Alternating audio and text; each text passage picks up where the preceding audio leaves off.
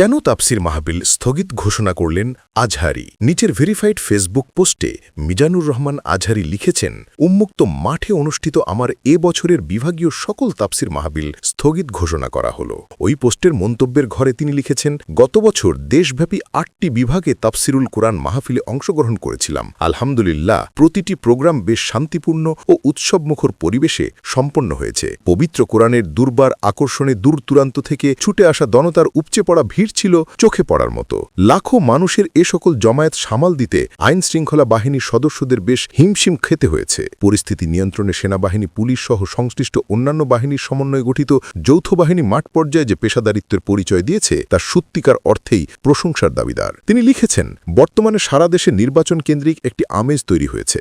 ইতোমধ্যে প্রায় সকল রাজনৈতিক দল খুব জোরসোরে তাদের সভা সমাবেশ কর্মসূচি শুরু করে দিয়েছে।